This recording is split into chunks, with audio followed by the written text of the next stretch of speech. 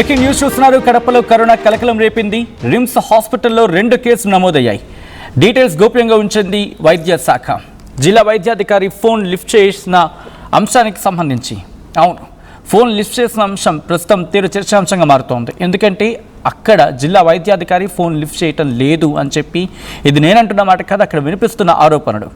2 Covid కేసులు ఉన్నట్టు చెబుతూ ఉన్నారు రిమ్స్ సిబ్బంది. కోవిడ్ బాధితులకు రిమ్స్లోని ప్రత్యేక వార్డులో చికిత్స అందిస్తున్నట్లు సమాచారం అందుతోంది. రోగులకు వారం రోజులైనా జ్వరం జలుబు తగ్గకపోవడంతో కోవిడ్ టెస్ట్ నిర్వహించారు డాక్టర్లు.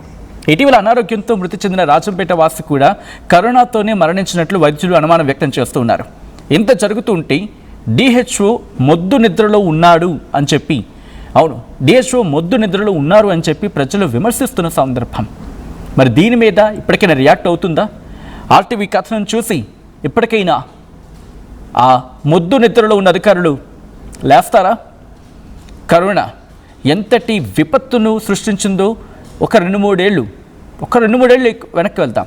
మరి 4-5 ఏళ్ళ వరకు అవసరం లేదు. ఎందుకంటే ఆ 2-3 ఏళ్ల వరకు కూడా దాని ఛాయలు, దాని జాడలు ఎక్కడో కనిపించాయి. ఆ భయం అప్పటి వరకు ఉండింది. ఇప్పుడు కూడా ఉందంటే ఉంది. ఎందుకంటే కరోనాని అంత తేలిగ్గా తీసుకోవడానికి లేదు.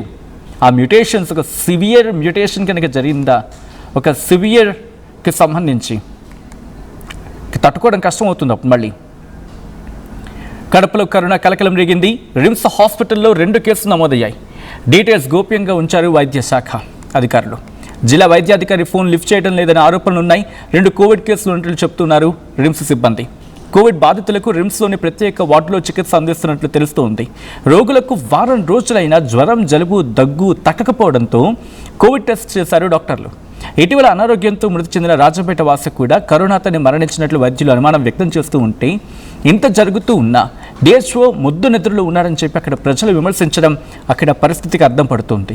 డీటెయిల్ ఇన్ఫర్మేషన్ అందించేందుకు కిషోర్ సిద్ధంగా ఉన్నారు. కిషోర్, ప్రస్తుతం పరిస్థితి ఏంటి? ఇప్పటికైనా అధికారులు మేల్కొంటున్నారా? అక్కడ పరిస్థితిని ఉన్నతాధికారుల దృష్టికి తీసుకువెళ్తూ ఉన్నారా? లేకపోతే బయటకు రాకుండా వాటిని మెల్లిగా పూర్తిగా కవరప్ చేసే ప్రయత్నం జరుగుతూ ఉందా?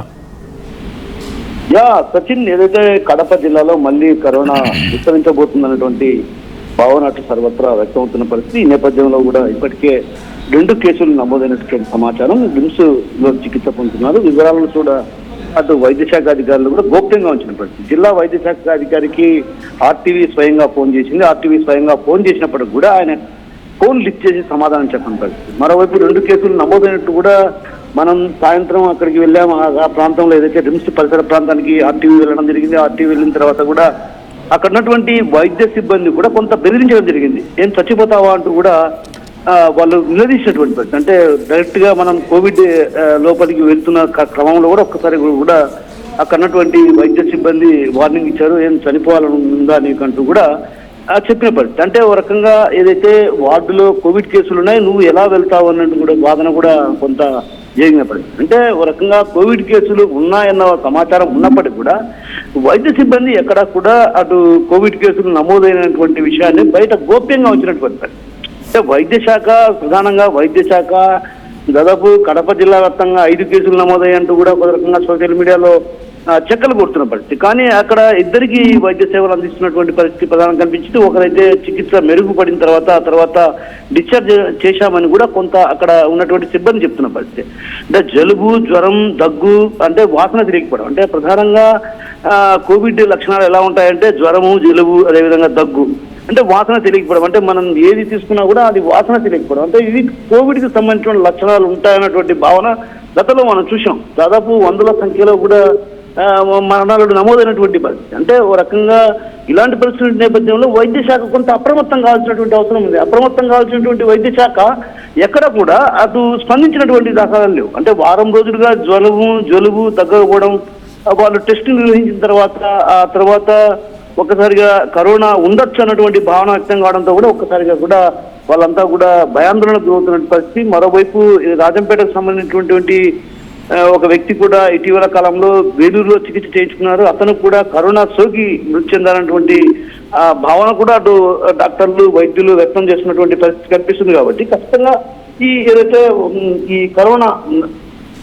కోవిడ్ సోకుతున్న నేపథ్యంలో కూడా జిల్లా అధికార యంత్రాంగం కూడా అప్రమత్తం కావాల్సినటువంటి అవసరం ఉంది. కానీ ఇక్కడెక్కడా కూడా అధికార యంత్రాంగం అప్రమత్తమయ్యేటువంటి పరిస్థితి కనిపించడం లేదు. అదేవిధంగా ఇప్పటికి కూడా ఏదైతే డిఎంహెచ్ఓ కావచ్చు, ఇతరత్ర అధికారులు, వైద్య శాఖకు సంబంధించినటువంటి అధికారులు ఎక్కడ కూడా అప్రమత్తమైనటువంటి పరిస్థితి లేదు. ప్రధానంగా గ్రామీణ ప్రాంతాల్లో కొంత గతంలో కూడా మనం చూసాం, ఏదైతే కోవిడ్ కారణంగా భయాందోళనకు గురై మరణాలు సంభవించినటువంటి పరిస్థితి ఉండేది. కానీ ఇప్పుడు అదే పరిస్థితి మళ్ళీ కొనసాగితే మాత్రం కొంత భయాందోళనకు గురయ్యేటువంటి అవకాశాలు ఉన్నాయి. కాబట్టి ప్రజలను కూడా అప్రమత్తం చేయాల్సినటువంటి అవసరం సంబంధిత వైద్య శాఖ అధికారులపై ఉంది. కానీ అలా ఎక్కడ కూడా ఆ దిశగా అడుగులు వేసినటువంటి పరిస్థితి ఎక్కడ కనపడడం లేదు. ఎందుకంటే జిల్లా వైద్య శాఖకు సంబంధించినటువంటి జిల్లా అధికారి మాత్రం ఫోన్ ఎత్తని పరిస్థితి. కాబట్టి ఖచ్చితంగా ఈ వ్యవహారంలో జిల్లా కలెక్టర్ జోక్యం చేసుకోవాలి. ఎందుకంటే ప్రజలను కొంత అప్రమత్తం చేయాలి. ఎందుకంటే గతంలో కూడా మనం చూసాం, వందలాది మరణాలు సంభవించినటువంటి నేపథ్యం. కాబట్టి ఆ నేపథ్యంలో ఏదైతే జిల్లా కలెక్టర్ కూడా ఈ వ్యవహారంలో జోక్యం చేసుకోవాలి.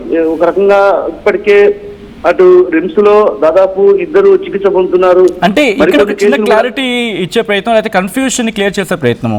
అంటే ఈ కరోనా కేసెస్ ని ఎందుకు హిడెన్ గా ఉంచే ప్రయత్నం జరుగుతుంది, ఎందుకు దాచే ప్రయత్నం చేస్తూ ఉన్నారు అధికారులు?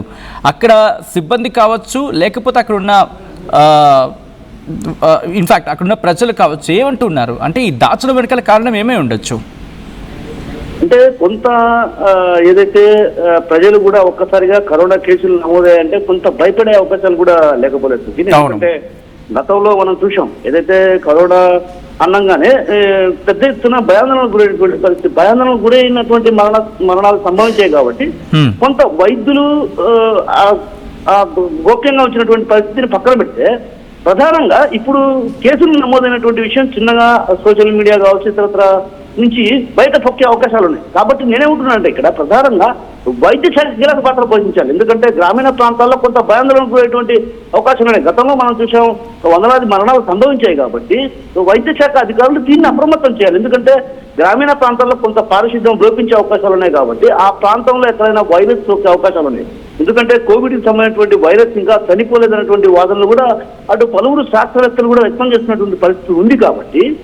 కాబట్టి ఇది ఎప్పుడైనా సోకే అవకాశాలు ఉన్నాయి. ఎందుకంటే ఇది సోకితే మాత్రం పెద్ద ప్రమాదమే సంభవించే అవకాశాలు ఉన్నాయి. ఎందుకంటే భయపడి చనిపోయేటువంటి ప్రమాదాలు ఉన్నాయి. కాబట్టి ప్రజలను అప్రమత్తం చేయాల్సినటువంటి వైద్య శాఖ ఆ దిశగా అడుగులు వేయడం లేదు. కానీ ఇక్కడ డిఎంహెచ్ఓ కానీ అదే ఇతర వైద్య శాఖకు సంబంధించినటువంటి అధికారులకు ఫోన్ చేసినా కూడా వాళ్ళు ఎక్కడ స్పందించిన పరిస్థితి.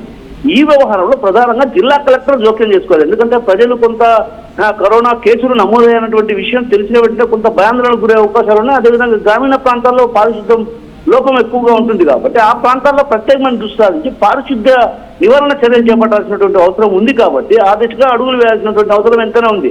కానీ ఆ దిశగా ఎక్కడ డిఎంహెచ్ఓ కానీ ఇతర వైద్య శాఖ సంబంధించినటువంటి అధికారులు కానీ ఎక్కడ ఆ దిశగా అడుగులు వేయడం లేదన్నటువంటి ఆరోపణలు వ్యక్తమవుతున్న నేపథ్యం. కాబట్టి ఖచ్చితంగా ఈ కోవిడ్ లక్షణాలు ఉన్నటువంటి విషయాన్ని బహిర్గతం చేయాలి. అదే బహిర్గతం చేసిన తర్వాత కూడా ఈ కోవిడ్ వల్ల చనిపోయేటువంటి ప్రమాదం ఏమీ లేదన్నటువంటి అవగాహన ప్రజలకు కల్పించాలి. కానీ అది ఎక్కడ వైద్య శాఖకు సంబంధించినటువంటి అధికారులు కొంత అవగాహన కల్పించేటువంటి చర్యలు తీసుకోవడం లేదు. కాబట్టి దీనిపైన ప్రత్యేకమైన దృష్టి సారించాల్సినటువంటి అవసరం ఎంతైనా ఉందన్నటువంటి వాదనలు బలంగా అనిపిస్తున్న నేపథ్యం జిల్లా కలెక్టర్ జోక్యం చేసుకోవాల్సిన అవసరం ఎంతైనా ఉంది. Right Kishore, thanks for the update. మొత్తం అయితే మాత్రం కడపలో కరోనా కలకలం రేగింది. రిమ్స్ హాస్పిటల్లో 2 కేసులు నమోదయ్యాయి. వివరాలు గోప్యంగా ఉంచారు వైద్య శాఖ అధికారులు. జిల్లా వైద్యాధికారి ఫోన్ లిఫ్ట్ చేయడం లేదని ఆరోపణలు ఉన్నాయి. 2 కోవిడ్ కేసులు ఉన్నట్లు చెప్తున్నారు రిమ్స్ సిబ్బంది. కోవిడ్ బాధితులకు రిమ్స్లోని ప్రత్యేక వార్డులో చికిత్స అందిస్తున్నట్టు తెలుస్తోంది. రోగులకు వారం రోజులైనా జ్వరం, జలుబు, దగ్గు తగ్గటం లేదు అని చెప్పి కోవిడ్ టెస్ట్ నిర్వహించారు డాక్టర్లు. ఈ మధ్య అనారోగ్యంతో మృతి చెందిన రాజంపేట వాసి కూడా కరోనాతోనే మరణించినట్లు వైద్యాధికారులు కావచ్చు, లేకపోతే వైద్యులు ముఖ్యంగా అనుమానం వ్యక్తం చేస్తూ ఉన్నారు. ఇంత జరుగుతూ ఉంటే డిహెచ్ఓ ఎందుకు యాక్టివ్ మోడ్లో లేరు? ఒక్క మాటలు చెప్పాలంటే డిహెచ్ఓ మొద్దు నిద్రలో ఉన్నాడు అని చెప్పి ప్రజలు విమర్శిస్తూ ఉన్నారు. ఈ కథనం కాస్త కలవరపరచచ్చు. దీనికి సంబంధించి తగ్గ జాగ్రత్తలు తీసుకోవాలని ఆర్టీవీ సూచించడం జరుగుతోంది.